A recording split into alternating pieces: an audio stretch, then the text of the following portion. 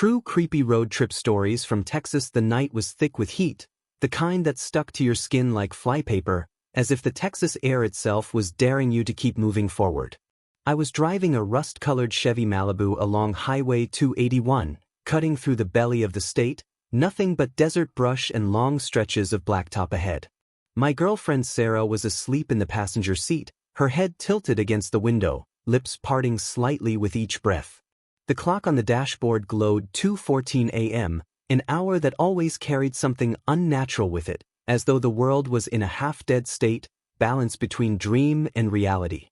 The radio sputtered with static. No stations came through out here, just bursts of white noise that sometimes, though I hated admitting it, sounded like whispers.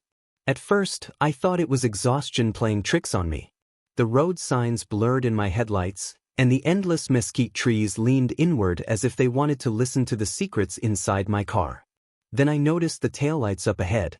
A pair of dull red orbs, floating at an impossible distance, always the same space away no matter how fast I drove. I eased my foot on the gas, closing in. Sarah stirred, muttering something that made my stomach knot. "Don't follow them." Her voice didn't sound like her own. The strange car ahead had no shape, no body I could make out, just those dull lights hanging in the void. I pushed the Malibu harder, the engine whining in protest, but the lights never grew closer. I checked the rearview mirror. Behind me, the highway was pitch black, as though my headlights were the only thing cutting through an abyss. Then the static on the radio sharpened into something else. A woman's voice, clear as glass, whispered, "Turn around."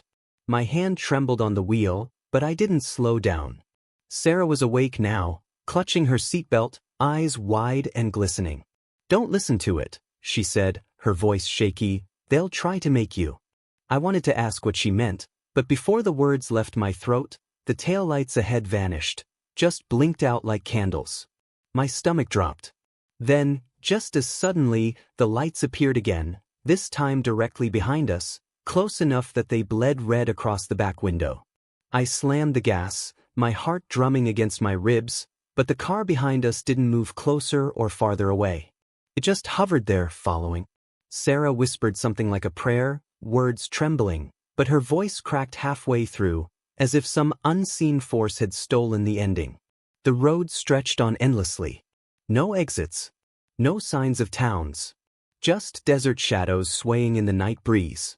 My gas tank needle inched toward empty, and panic began crawling into my chest like spiders under skin. The red lights behind us flickered once, twice, then multiplied. There were now 4 orbs, staggered like eyes. The shape around them warped in the darkness, like the outline of something too large to fit the road, yet somehow sliding across it.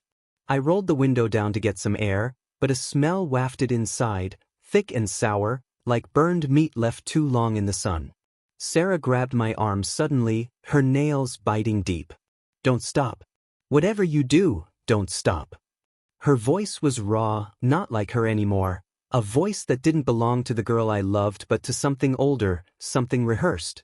That's when the lights surged closer, close enough that I felt heat on the back of my neck, like standing too near a bonfire. My speedometer hit 90, the steering wheel rattling in my hands, but no matter how fast I drove, the road wouldn't end. The horizon never came closer. I began to think I wasn't in Texas anymore. Maybe not anywhere. By the time my tank hit near empty, I was desperate enough to consider pulling over. But the road answered before I could decide. A rest stop appeared out of nowhere, the sign creaking on rusted chains. The building was small, squat, with flickering yellow lights buzzing above its windows. Relief hit me like a wave. I could refuel, I could breathe. Sarah shook her head violently, her hair whipping across her face. "Don't," she hissed. "It's not real." But I couldn't resist. The Malibu groaned as I pulled into the cracked lot. The second I stopped, the red lights behind us vanished.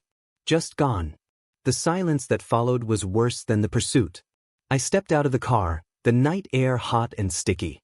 The rest stop's door creaked open slowly, though I hadn't touched it.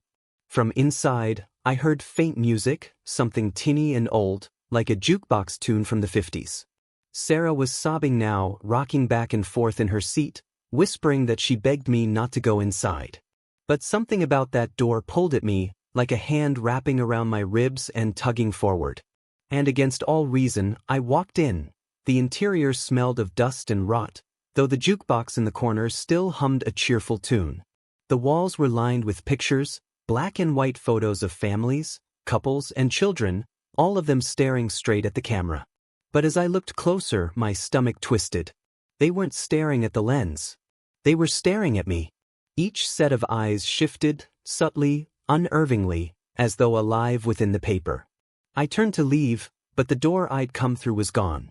In its place was another wall of photographs, and in the center of them, a fresh Polaroid. My Malibu. Sarah inside it. But I wasn't in the driver's seat. Someone else was, their face shrouded in shadow. My heart stopped. Outside, I heard the engine start, headlights cutting across the windows. Sarah screamed, a sound that tore my insides apart. I pounded the wall, clawing at the photos, but the jukebox just grew louder, drowning everything in warped laughter. The last thing I remember before the lights went out was the hum of tires rolling away and the echo of Sarah's voice, fading into the distance. You should have never followed them.